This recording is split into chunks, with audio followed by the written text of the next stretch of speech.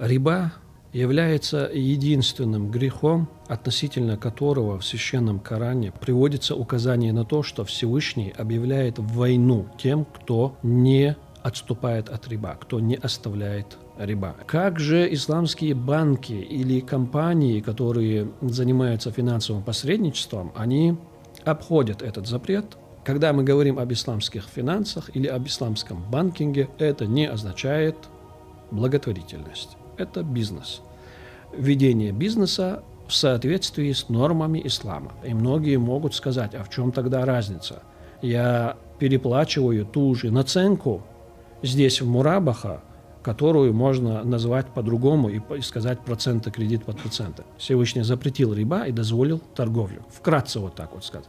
Вот этого для верующего человека достаточно. Если раскрывать всю разницу между тем и тем, и с экономической, и с финансовой, и особенно с юридической точки зрения, там очень много нюансов.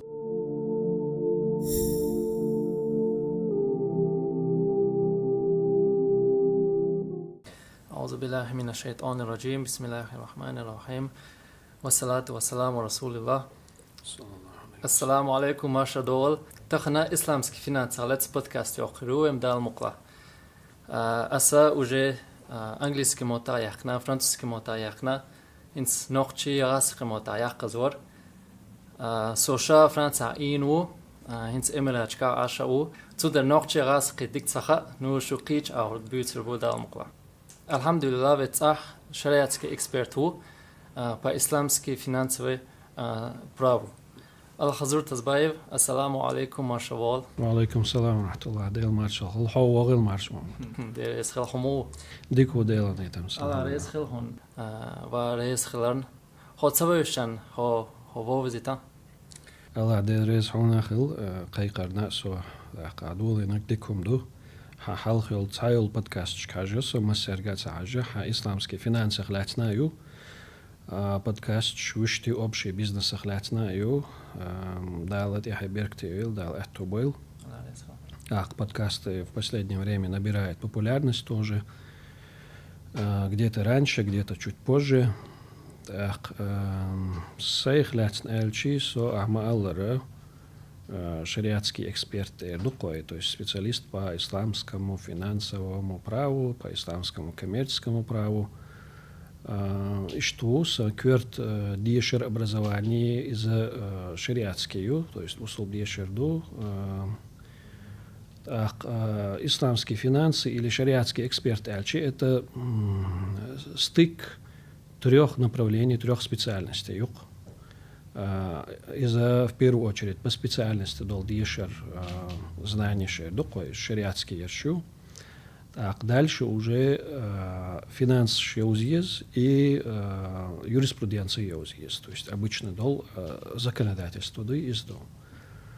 Так, основа специальности шариатских хилчи юхож тиам шулкой уже финансы тиам до, так юриспруденция тиам йо есть такое направление современные, как финтех, тоже так, цигахай, дополнительный дюш, курс, шоха, сертификация, так, и после основного образования шариатского и шел курс яхна с международной сертификацией, несколько проходил Хинси, фонд имени Шейха Заида, так, Флагман Групп, и в том числе Сбербанк, что церь и шариатский олчо цюка дагло чукса. Так, вопрос Сани Дулурдове, первый вопрос. Какие основные принципы исламских финансов и чем они отличаются от традиционных финансов? Да, говорить о различиях и отличиях исламских финансов от, скажем, традиционных или обычных, или там конвенциональных, как их принято также называть, можно долго, различий много на самом деле, но здесь можно отметить именно три основных различия. Первое различие – это то, что исламские финансы, они неразрывно связаны с исламским финансовым правом. То есть они базируются именно на исламском финансовом праве, и все сделки, все транзакции, вся экономическая и финансовая деятельность которая ведется внутри исламской финансовой системы, она должна исходить из исламского финансового и коммерческого права. Соответственно, вот отсюда и второе отличие, что исламские финансы или исламская финансовая деятельность, она всегда неразрывно связана с реальной экономической деятельностью, с ведением реальной экономической деятельности. То есть с исламской точки зрения, условно говоря, невозможно делать деньги на деньгах. Из воздуха денег не сделаешь, из времени просто денег не сделаешь. И чтобы человек вел, или чтобы какая-то компания могла вести какую-то деятельность свою, финансовую, хозяйственную, экономическую, в системе исламских финансов необходимо, чтобы у нее деятельность была всегда связана с реальной экономической деятельностью. И, наверное, третье различие, поскольку мы говорим именно об исламских финансах, третье различие – это несколько такое, скажем, духовное отличие или различие, то, что для верующего человека исламские финансы являются дозволенными, в то время как неисламские финансы, скажем, конвенциональные, там есть немало запретных, скажем так, элементов, запретных сделок и так далее. И вот когда мы касаемся вот этого последнего отличия, здесь можно упомянуть вот те основы или принципы, общие принципы, на которых основаны исламские финансы, правовые основы уже. Во-первых, первый принцип гласит, что исходным является положение о дозволенности сделок, транзакций, условий там, и так далее. Да? То есть человек изначально волен, имеет право заключать любые сделки, любые транзакции, проводить любые сделки, договоры, вступать в любые правоотношения, с кем он хочет. Вот это исходное положение. Иначе говоря, выражаясь неким таким юридическим языком, все, что не запрещено, дозволено.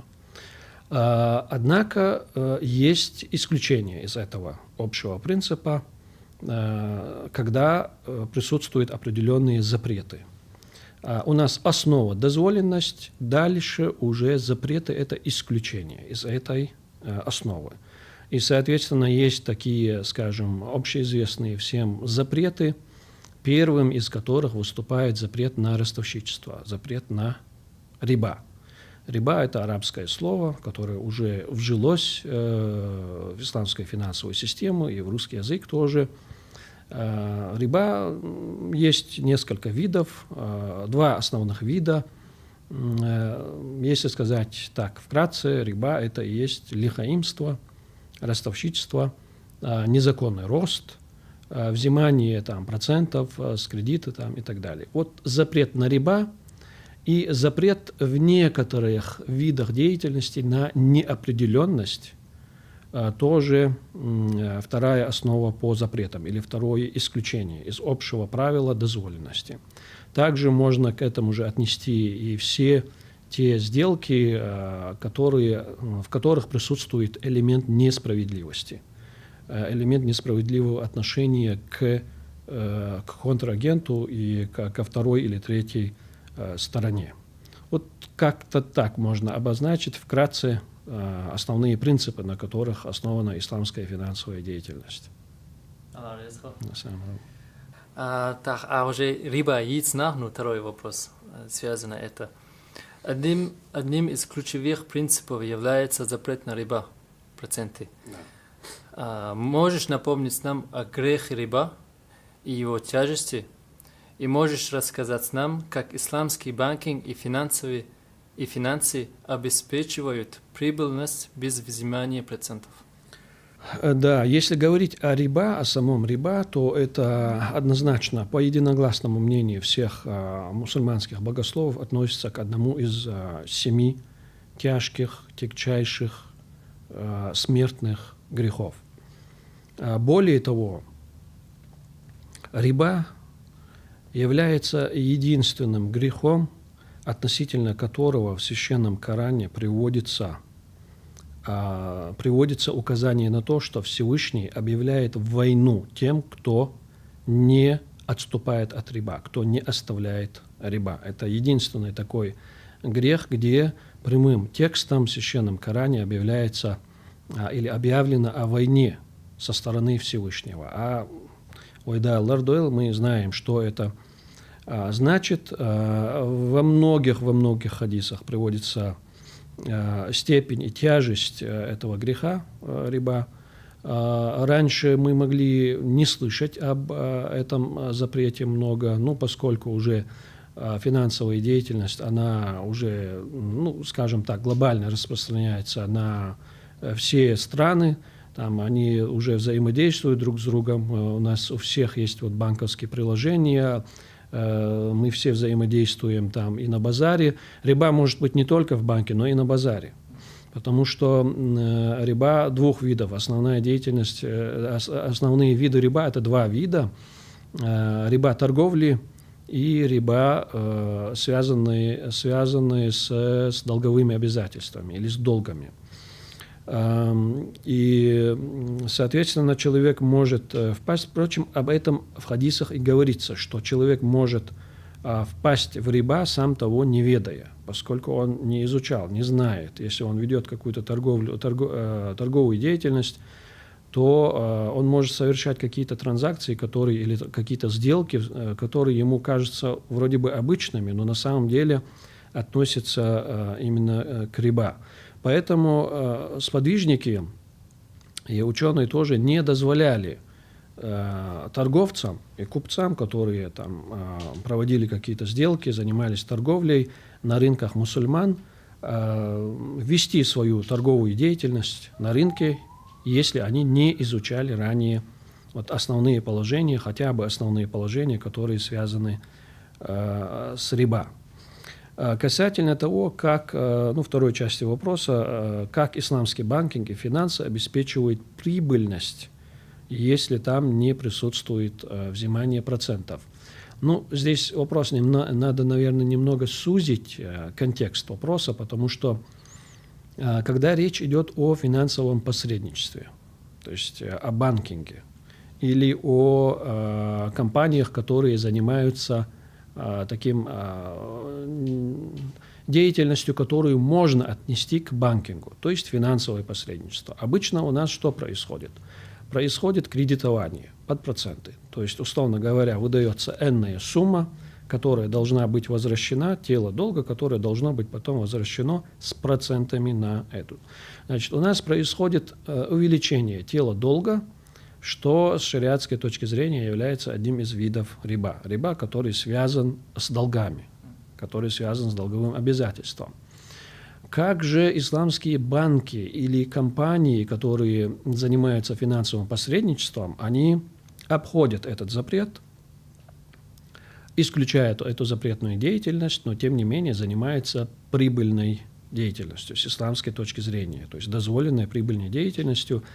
Они делают это тем, что основываются опять-таки или используют конструкции, договорные конструкции, финансовые продукты, как их принято называть тоже, дозволенные с исламской точки зрения, суть которых сводится к тому, что мы говорили в первом вопросе. Суть всех этих конструкций и договорных конструкций и продуктов сводится к ведению реальной экономической деятельности. То есть мы не делаем деньги на деньгах, не выдаем деньги и просто взамен времени получаем дополнительное количество денег. Нет, мы что-то или производим и потом уже реализуем, распределяем, или покупаем и распределяем или продаем, будь то товары или услуги. Для этого используются разные, опять-таки, договорные конструкции и разные финансовые инструменты. Следующий вопрос. Какие наиболее распространенные финансовые продукты в исламском банкинге, такие как мурабаха и иджара? Да, на самом деле мурабаха является одним из самых распространенных, даже на международном уровне, инструментов, альтернативных инструментов, которыми пользуются исламские финансовые компании, в том числе банки и небанковские компании, небанковские, некредитные учреждения тоже, в ведении своей бизнес-деятельности. Мухаммад, когда мы говорим об исламских финансах или об исламском банкинге, это не означает благотворительность. Это бизнес. Ведение бизнеса в соответствии с нормами ислама. И ничего плохого здесь нет. Многие понимают, когда вот мы представляем вот эту приставку или прилагательные к финансам, например, и говорим исламские, что якобы понимается, что это некая благотворительность. Здесь речь не идет о благотворительности. Да, у нас есть такой сегмент внутри исламских финансов, который называется исламские социальные финансы. У нас, кажется, есть тоже вопрос касательно этого. Но когда мы говорим о банкинге, это ведение бизнеса. И бизнес, финансовое посредничество, иначе говоря, исламские банки ведут в основном, по разным данным, где-то на 70%, используя вот инструмент мурабаха. Что такое мурабаха? Мурабаха – это, если коротко сказать, это перепродажа какого-то товара со своей наценкой. Вот так вот. Перепродажа какого-то товара со своей наценкой. Она как современный, во-первых, надо отметить, что о мурабахе говорили еще ранее наши богословы, ученые. К примеру, ее исследует, ее положение исследует, о ней рассказывает имам Шафи'и в своем известном труде «Китабуль Аль-Ум». А дальше уже и все традиционные мазхабы тоже о мурабахе говорят и рассказывают о многих ее положениях. Это традиционная такая, скажем, мурабаха. Однако появилась новая форма мурабахи. Ее разработал где-то в середине прошлого века известный богослов и специалист по исламским финансам, и банкир из Иордании, которого звали Сами Хамуд. Он написал докторскую диссертацию в факультете, на юридическом факультете Каирского университета. Он сам из Иордании, но обучался в Каире, в Каирском университете, не в Аль-Асхаре. Есть отдельный Каирский университет, основной государственный университет, и там есть факультет юриспруденции, где также присутствует и кафедра исламского права, исламской юриспруденции.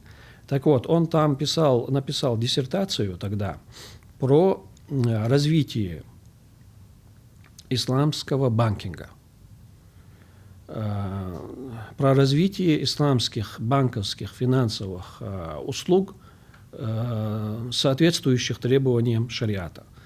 В этой диссертации он предложил несколько конструкций, несколько продуктов, несколько договорных конструкций в качестве альтернативы существующему кредиту под проценты. Поскольку мы уже говорили, что кредит под проценты – это риба.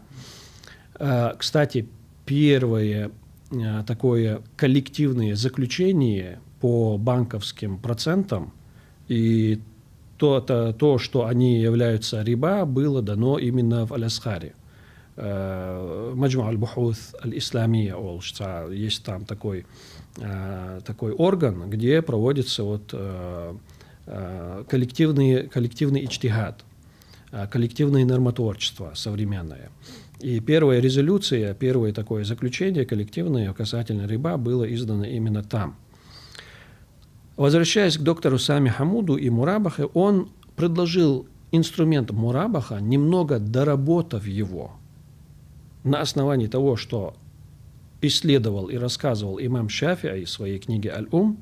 Доктор Сами Хамуд доработал этот инструмент, добавил туда предварительный договор или обещание, которое заключается до основного договора, и предложил его в качестве нескольких других альтернатив для кредита под проценты. Как бы нам перевести банковскую, он задался вопросом, как бы нам перевести банковскую деятельность из запретной в дозволенную, и какие нам инструменты можно использовать для ведения этой деятельности. Достаточно объемная была диссертация, и там он предложил вот этот инструмент мурабаху в качестве одного из нескольких альтернатив, дозволенных, заменяющих кредиты под проценты.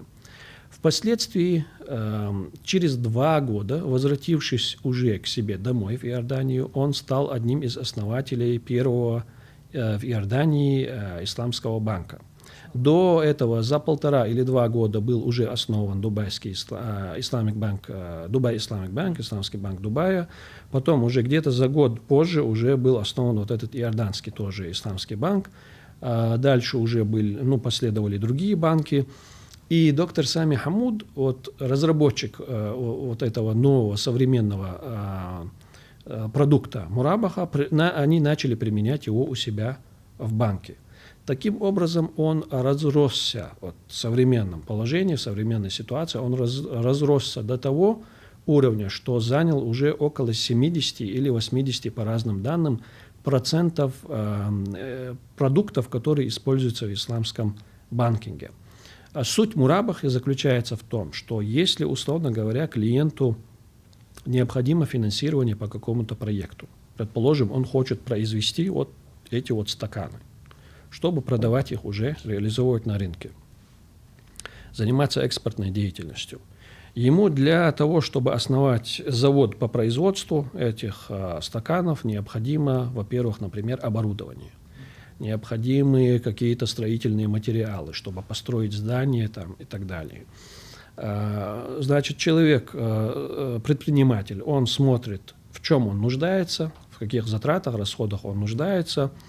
И вот по тем активам, по тем, скажем, предметам или товарам, которые можно купить и перепродать, он обращается в банк исламский и говорит: пожалуйста, закупите у такого-то поставщика для меня такой-то товар, такое-то оборудование, например, которое необходимо, чтобы произвести эти стаканы, и я его у вас куплю с такой-то наценкой.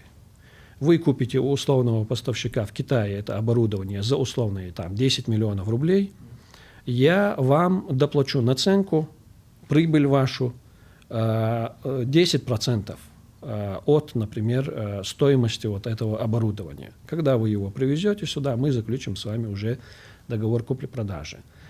Вот это и есть Мурабаха. Конечно, это упрощенное такое определение, там много-много очень нюансов, если говорить много разных шариатских положений. Мухаммад, здесь я хотел бы сфокусировать внимание на то, что по результату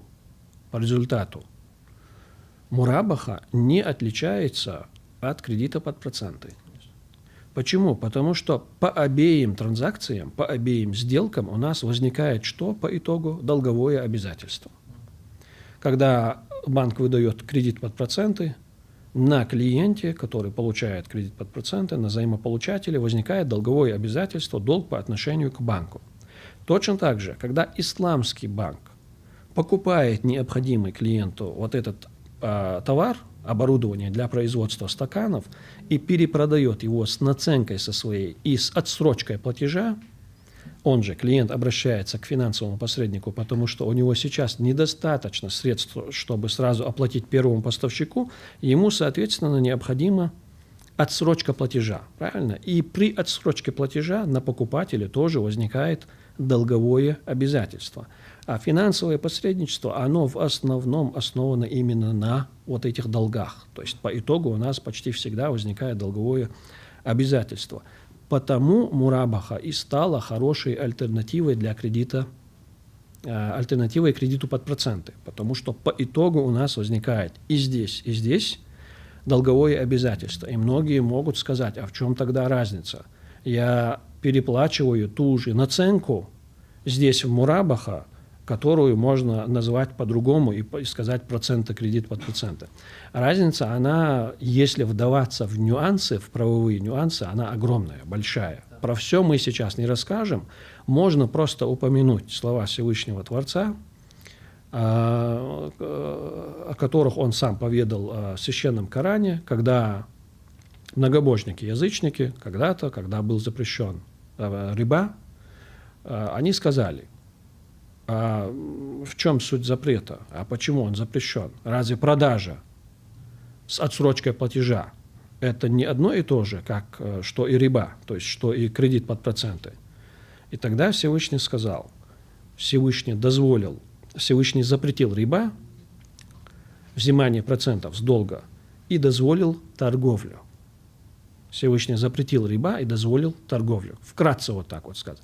Вот этого для верующего человека достаточно. Если раскрывать всю разницу между тем и тем, и с экономической, и с финансовой, и особенно с юридической точки зрения, там очень много нюансов, которые, очевидно, бывает разница между тем и этим. Касательно иджара. Что такое иджара? Вот мы говорили о том, что предприниматель хочет произвести вот эти стаканы, он смотрит, какие расходы у него должны, что он должен сделать, чтобы построить вот этот завод по производству этим.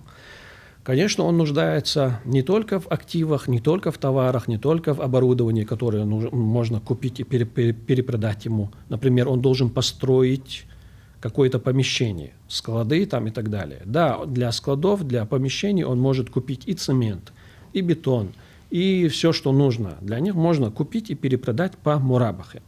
Хорошо, а что делать, к примеру, как ему платить зарплату рабочим, которые выполняют определенные виды работ?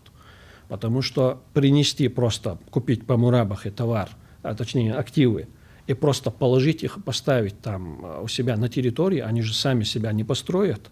Надо, чтобы кто-то выполнил эту работу. И в данном случае у нас выступает такой инструмент, как иджара или найм, который используется для финансирования услуг, для финансирования работ. Иджара есть двух типов. Есть иджара для финансирования услуг, есть иджара по активам тоже. Первый инструмент иджара – это когда мы хотим финансировать услуги. Например, у нас есть такое понятие, как студенческие займы. На Западе активно тоже применяются студенческие займы. То есть колледж, обучение в университете стоит условные $50 тысяч, и студент прибегает к займу, который он должен оплачивать на протяжении 15-20 лет с процентами, например. В данном случае что может предложить исламская финансовая компания или банк? Он может предложить финансирование этого обучения по конструкции иджара. Второй вид иджара – это когда мы что-то покупаем и сдаем, скажем, условно, вид товара или актива, сдаем его в аренду. Больше всего иджара в данном случае используется с последующим переходом права собственности. То есть иджара с выкупом, аренда с выкупом. То, что называется лизингом. И когда мы говорим об исламской аренде с выкупом, мы говорим об исламском лизинге. Да. И Ахмаллара, вот если вдаваться в детали, конечно, можно рассказывать не только на одном подкасте, но и еще на нескольких даже. Лизинг, да, лизинг, иджара мунтахия бит тамлик, то есть это иджара, если перевести дословно, это аренда, заканчивающаяся переходом права собственности или заканчивающаяся владением. То есть вместо того, чтобы купить и перепродать тебе вот этот стакан, я покупаю этот стакан по твоей же, например, заявке и сдаю его тебе в аренду. И мы договариваемся, мы обещаем друг другу, что по истечении срока аренды ты у меня этот стакан выкупишь, или я продам тебе этот стакан. Есть разница между тем и тем, потому что, к примеру, когда я покупаю и перепродаю тебе что-то по мурабахе, стакан, условно говоря, вот этот, он сразу переходит в твою собственность. И когда я его передаю тебе, весь риск и вся ответственность переходит на тебя. Тогда как в аренде, с исламской точки зрения, это основная разница между исламским лизингом и неисламским, скажем так, обычным лизингом. При исламском лизинге, когда я покупаю что-то и сдаю его тебе в аренду, ответственность за этот актив, за арендуемый актив остается на мне, на собственнике. Тебе в качестве лизингополучателя этот актив передается на доверительное хранение, на доверительное пользование, скажем так. И все риски несу в данном случае я. Там иногда могут быть некие такие преференции, некие плюсы по налоговой части, например, и так далее. Больше всего лизинг, он используется в исламских финансовых организациях для финансирования автомобилей, транспорта и для финансирования крупных таких объектов, самолетов, крупных кораблей и так далее. Так, следующий вопрос. Какую роль играют закат и вакф в исламских финансах? И как они способствуют общественному благополучию? Да, я когда увидел вот вопросы, Мухаммад, я был очень обрадован тем, что ты вставил этот вопрос тоже сюда. Когда речь идет об исламских финансах, у нас есть несколько сегментов внутри отрасли исламской финансы, есть несколько сегментов. Это, например, исламский банкинг, к примеру. Это отдельная деятельность, отдельный бизнес. Есть у нас, например, исламское страхование, отдельный вид направления, отдельный сегмент. Есть у нас, например, исламские рынки капитала, акции, там, сукук там, и так далее, да, отдельные направления. Есть у нас, например, исламский венчурный рынок, например, или там private equity, то есть частное акционерное вот это, отдельное направление. Есть у нас также и такое направление, как исламские социальные финансы. Исламские социальные финансы. В исламские социальные финансы в основном входят 3 вида деятельности или 3 составляющих. Первое – это то, что связано с закатом. Второе – это то, что связано с вакфом. Третье – это то, что связано с беспроцентными займами и в общем благотворительностью в целом. Что такое закат? Закат, во-первых, это пожертвование, но обязательное. Это пожертвование, когда человек жертвует частью своего имущества. В данном случае закат – обязательное пожертвование.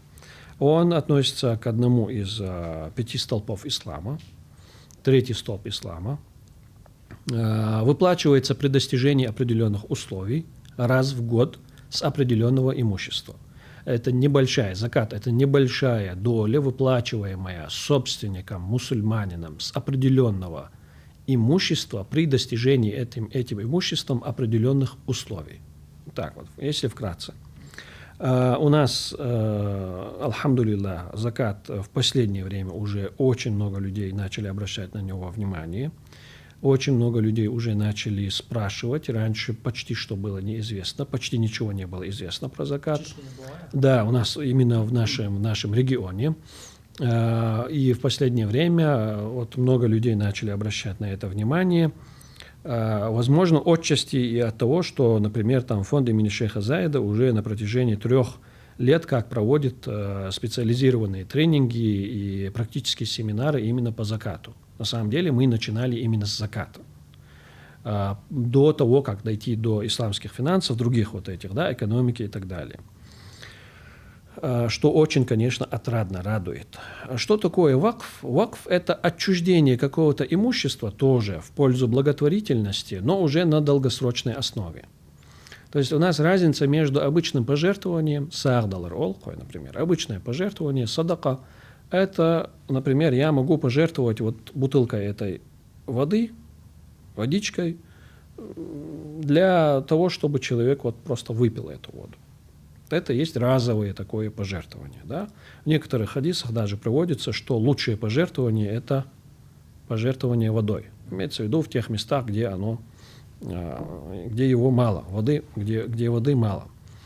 Однако, когда мы говорим о вакфе, я не могу передать в качестве пожертвования, в качестве вакфа эту воду, потому что вода, она используется одномоментно. Это разовое, единоразовое использование. Но я могу передать в качестве вакфа этот стакан, потому что этот стакан, он остается долгое время. Его можно использовать и получать с него пользу. Я могу передать в качестве вакфа, в качестве пожертвования вот этот вот микрофон, все оборудование, которое у нас здесь, вот это здание, в котором мы сейчас сидим, вот эту мебель, например, потому что она долгосрочная. Нельзя продавать никому вот этот актив, он неприкосновенен, он не расходуется, как вода, которую мы пьем, но от него получает какую-то пользу. Значит, это и есть вакф. В отличие от заката, вакф не обязательный. закат выплачивается только раз в год. У заката есть свои бенефициары, которые Всевышним определены в Священном Коране, 8 бенефициаров. А вакф можно учредить вообще для любого вида благотворительности. То есть бенефициарами вакфа могут выступить даже кошки, бездомные, например. Да? У нас в исламской цивилизации есть огромное количество примеров вакфа, которые учреждались для разных целей. Да? И как они, закат и вакф, способствуют общественному благополучию, можно увидеть вот из этого вот примера, что,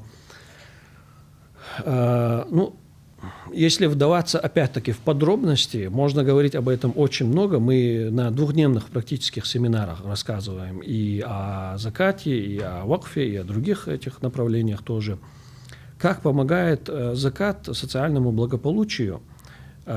Современные богословы, например, указывают на то, что закат можно выплачивать беднякам и неимущим с той целью, чтобы их обучить какому-то ремеслу, предоставить им инструменты для какого-то ремесла, чтобы они начали что-то производить и работать самостоятельно, к примеру. Вот можно приводить много других примеров тоже, но вот этот пример, он, я думаю, наглядно демонстрирует, как закат может способствовать социальному благополучию, например.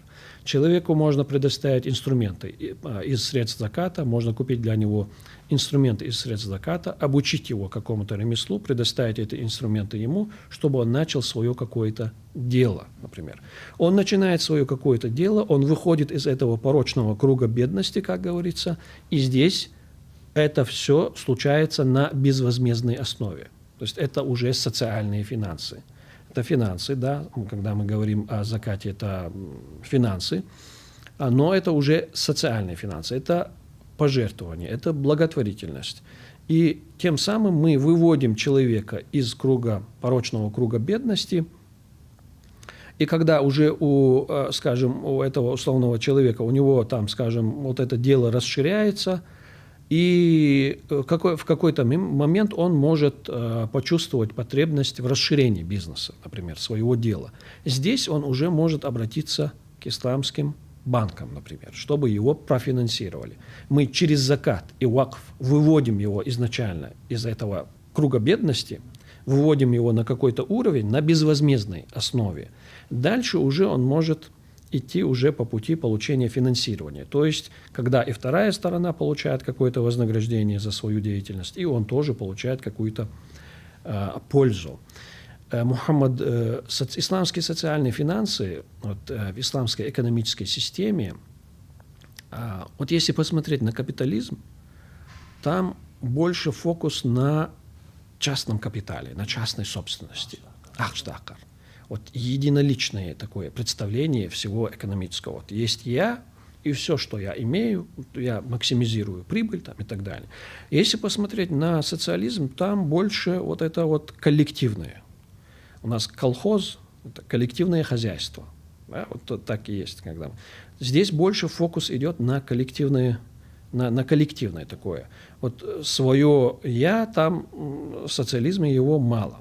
С исламской точки зрения, вот исламская экономика, там немного другой подход. Там больше действует, как говорят некоторые современные исследователи, там больше действует принцип братства. То есть, если посмотреть на братьев и сестер, между ними есть что-то общее, правильно? Но есть и различия. То есть каждый из двух братьев, предположим, они братья, во-первых, по крови, поэтому у них одни и те же родители, там, да, они растут в одном и том же доме. Там, и так. Есть много чего общего, но каждый из них и уникален. Да? И когда мы говорим об общем, мы говорим о взаимоподдержке, мы говорим о социальных финансах, мы говорим о закате, мы говорим о вакфе, когда мы говорим об общем.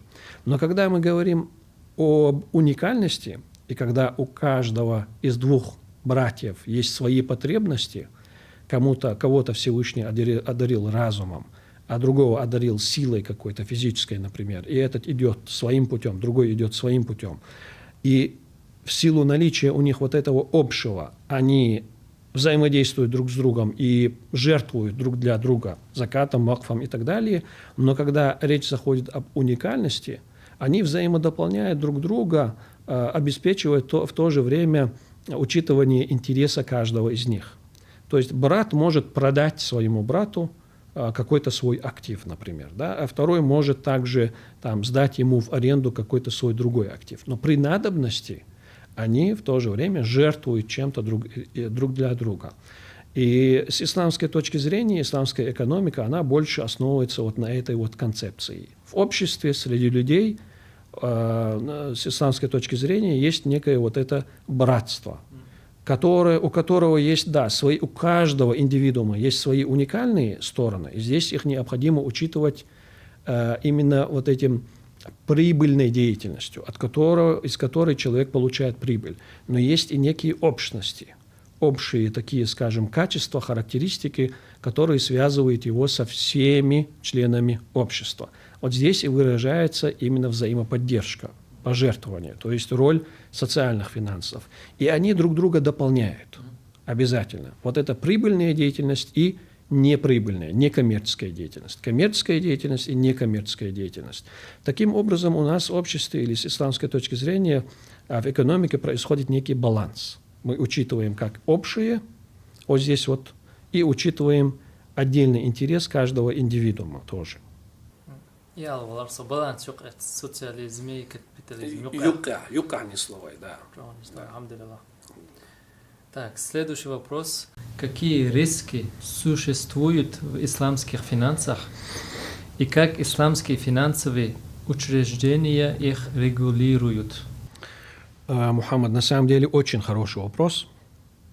Ты специалист в финансах, ты лучше знаешь про риски и риск-менеджмент, я уверен. В целом рисков в любой бизнес-деятельности несколько. Иногда возникают такие, скажем, специфические, уникальные риски для отдельно взятой категории бизнес-деятельности.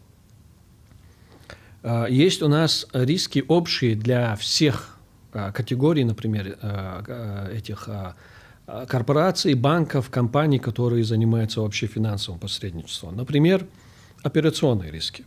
Я вот хочу заострить внимание именно на этом, потому что оно больше коррелирует, больше соотносится с нашим сегодняшним положением и в регионе, и в стране по эксперименту по исламским финансам. Есть у нас операционные риски. Это риски, которые связаны с человеком, с ошибкой человека. Когда человек может просто ошибиться. Когда какая-то система может... System down, вот в арабском мире очень такое было... Чтобы не работать даже, некоторые там сотрудники, рабочие, они говорят system down, то есть система упала, как бы, да, то есть, да, как бы вот произошел какой-то глюк в системе, вот в компьютерной системе, и все, система встала, упала, и на 2-3 часа уже все, никто нигде не работает, как бы. Есть вот такие вот риски, операционные риски, есть рыночный риск, например, есть кредитный риск. Ну, кредитный риск – это когда мы финансируем какого-то клиента, на нем возникает долговое обязательство, и он, например, своевременно не может выплатить нам долг или долговое обязательство. Это кредитный риск. Есть и другие виды рисков, но я бы хотел именно заострить внимание на вот этом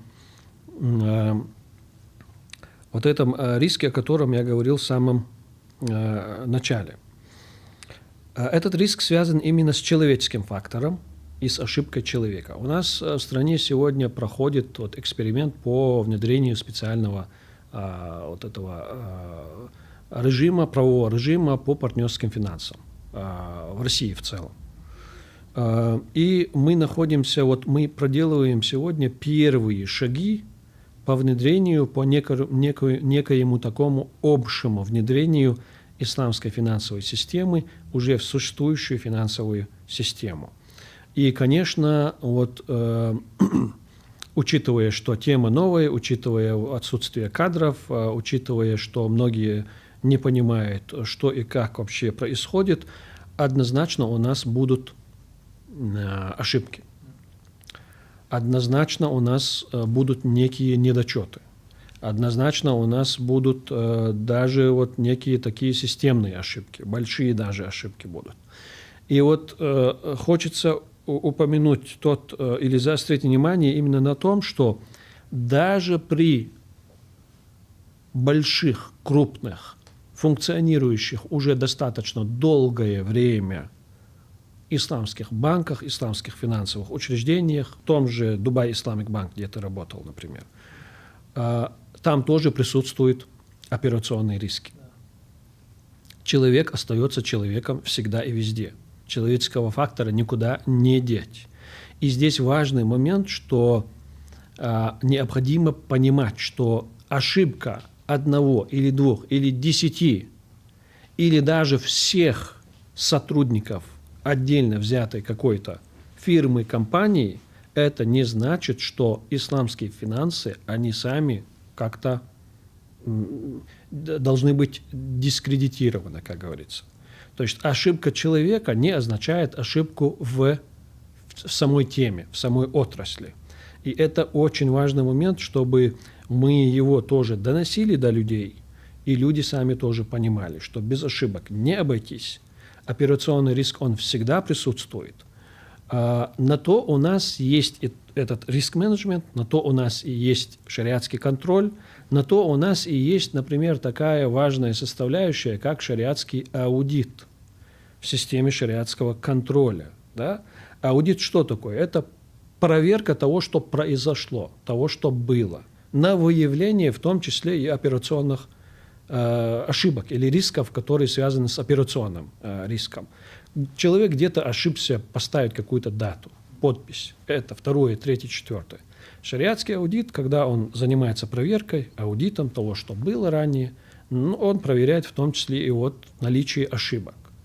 Когда он видит ошибку какую-то, когда он видит некое нарушение или отход от правил, например, аудитор, он спрашивает тех, кто проводил эту сделку, транзакцию, почему так произошло. Может выявиться, что ошибка произошла точнее, отклонение произошло по ошибке обычной, когда кто-то забылся, например, там, да, цахуш, там, и так далее.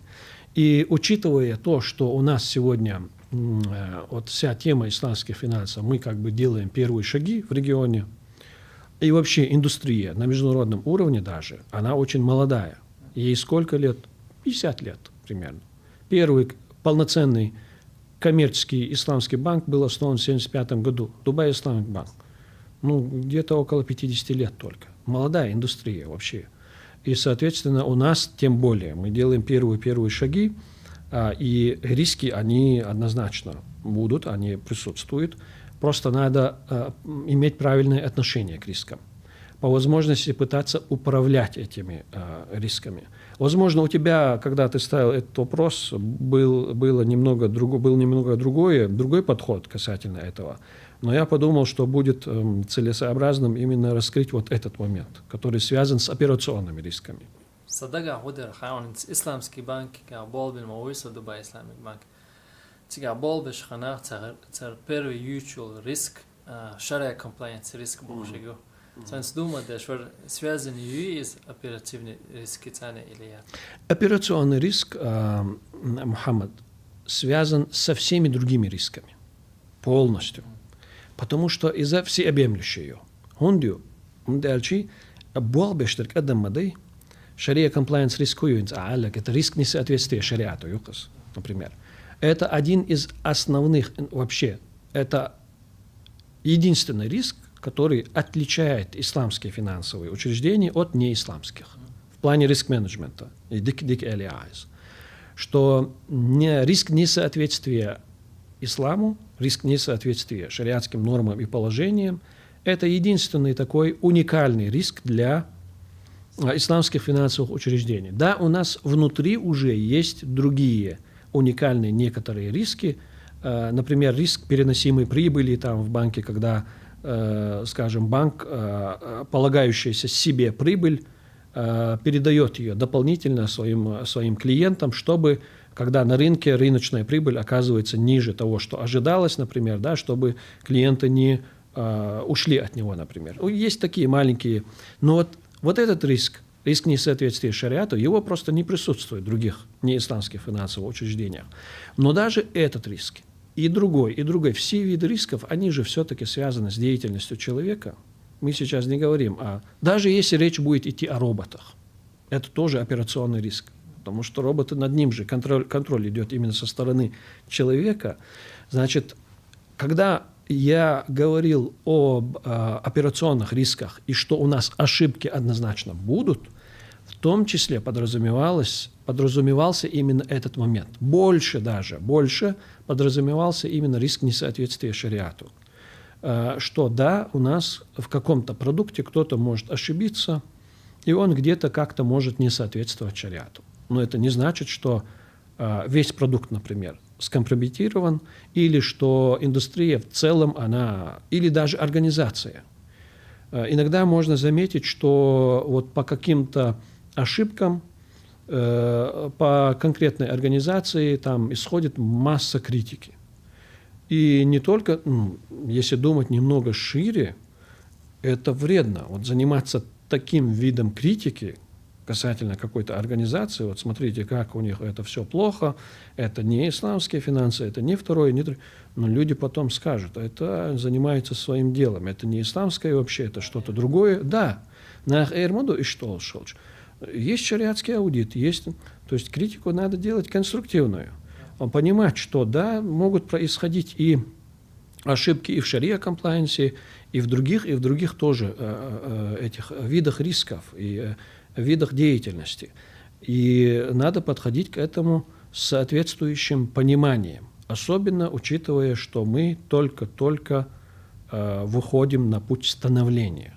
У нас не развитие даже, у нас становление. Первые шаги мы сейчас делаем. Да? И ошибки однозначно, я это постоянно повторяю, ошибки однозначно будут, в том числе и по шария-комплайенсу будут. В некоторых организациях, где я работаю шариатским экспертом, мы шариатскую составляющую выстраивали, процесс выстраивали на протяжении 1,5 года. Невозможно за 1 месяц, за год даже выстроить полноценную функционирующую систему. Речь не идет об одном человеке, речь идет о компании, о сложных таких, скажем, организациях. Это не 1, 2, 3 человека, которые работают сами с собой, например. Да? Это полноценные крупные компании. А если там речь заходит о банках, например, там это еще сложнее.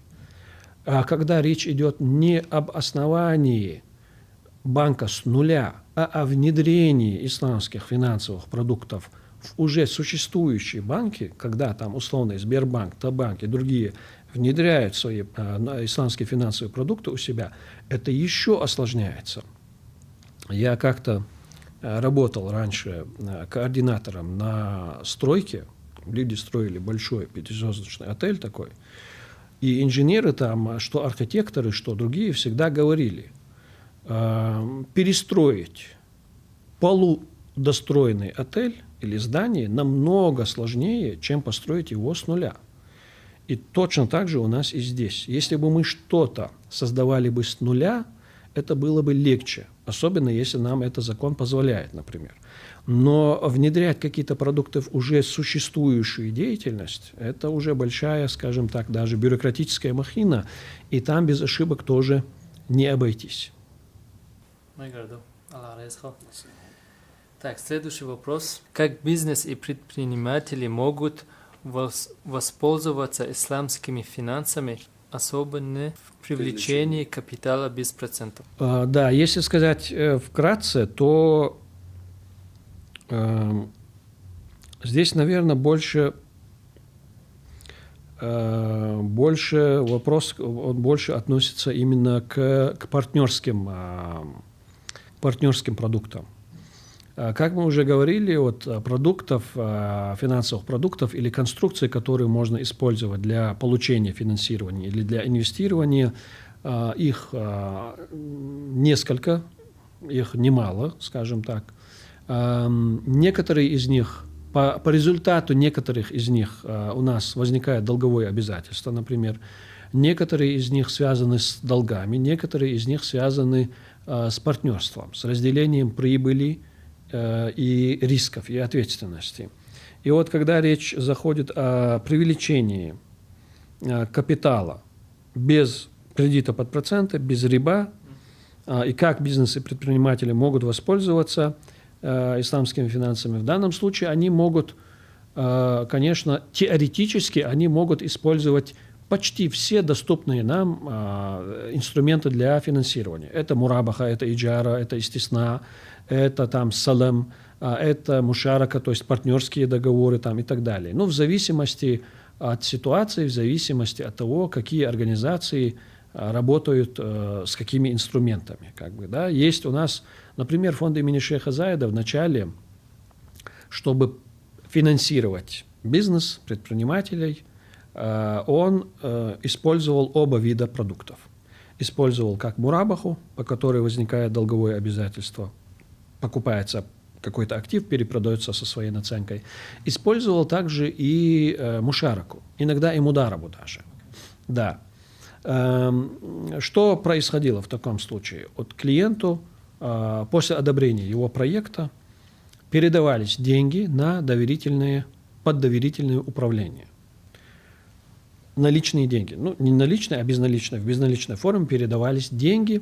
Условно говоря, если фонд имени шейха Заида, у него капитал, ты как предприниматель, у тебя есть свой бизнес-проект, ты хочешь привлечь инвестирование. Ты обращаешься в фонд имени шейха Заида, и фонд имени шейха Заида тебя финансирует после одобрения проекта, финансирует тебя путем заключения договора доверительного управления мудараба, например, и передает тебе, перечисляет на твой счет сумму, которая необходима для тебя, чтобы встать на ноги и расширить свой бизнес, например. Ты далее уже управляешь этими средствами, направляешь их на нужные в деле бизнеса направления, расходуешь их в целях бизнеса, потом получаемую прибыль ты делишь с фондом имени шейха Заида.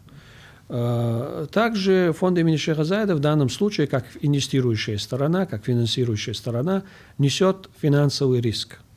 Риск потери капитала в данном случае. Имеется в виду, что когда деньги передаются тебе, когда капитал передается тебе, как предпринимателю, под доверительное управление, они передаются тебе или под доверительное управление. То есть финансирующая сторона доверяет тебе, передает их тебе в качестве доверительного человека.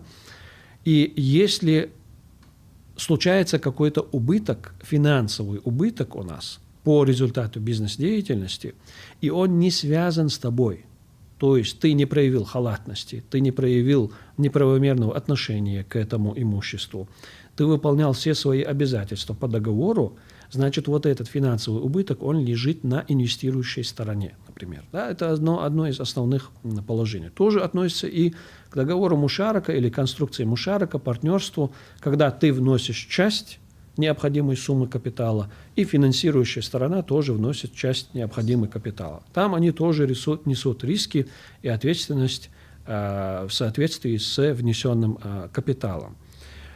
Здесь такое действительно фонд имени шейха Заида раньше использовал. Но знаешь, Мухаммад, здесь такой интересный момент, что оказалось, большинство людей, большинство предпринимателей не готовы получать инвестиции под доверительное управление. Почему не готовы? Просто потому, что по итогу финансирование через такие инструменты было прекращено. Почему? Потому что около 60% профинансированных по такой конструкции клиентов или партнеров, скажем так, не выполняли свои обязательства по договору. И через какое-то время заявляли об убытке. Одним из таких основных обязательств было ведение финансового учета, когда предполагалось, что независимый третий бухгалтер будет вести весь финансовый учет по деятельности, которую ты ведешь в качестве предпринимателя. Я передаю тебе свои средства, ты ими управляешь. И я не назначаю своего бухгалтера, не назначаешь ты тоже своего, чтобы не было вот этого. Да? Мы назначаем оба, выбираем какую-то третью сторону, передаем на аутсорс финансовый учет ему. Таким образом, он предоставляет и мне, и тебе финансовый учет. И я понимаю в конце месяца, что у тебя на объекте, в проекте происходило то-то и то-то. Были такие-то расходы, были такие-то доходы там, и так далее. Я вижу, что движение бизнеса, как оно происходит. Четко понимаю. Но когда ты отказываешься платить этому бухгалтеру и говоришь, а почему что бухгалтер? Или сюрцатишхо. Но здесь комичность ситуации еще и заключается в том, что это деньги не твои. Это же мои деньги, переданные мной тебе под доверительное управление. И ты потом не соглашаешься, чтобы бухгалтер ввел учет моих же денег в твоем проекте. Да? И потом через какое-то время объявляется, что, мол, у нас возник убыток. Ну, вот такое поведение и заставило принять решение, поведение предпринимателей, заметь что, заставило принять решение, что, друзья, у нас риски слишком большие, если, скажем, наши клиенты или партнеры, они не соблюдают вот эти условия, но мы обанкротимся через какое-то время. И, соответственно, и банки в том числе сегодня не могут финансировать по таким конструкциям. Потому что жесткий риск-менеджмент, он их обездвиживает, как бы, да, вот в том плане, что во всем том, что касается партнерских договоров. Там у нас выступают вот все стандарты по риск-менеджменту, базельские стандарты и так далее, да, достаточность капитала и так далее, и так далее. И банк просто в данном случае не может рисковать деньгами вкладчиков, потому что он управляет деньгами вкладчиков, он не может рисковать деньгами и средствами вкладчиков и заключать такого рода договоры, где на инвестирующей стороне очень высокий риск потери капитала, да, учитывая недобросовестность, которую мы, к сожалению, видим на практике, недобросовестность отдельных лиц.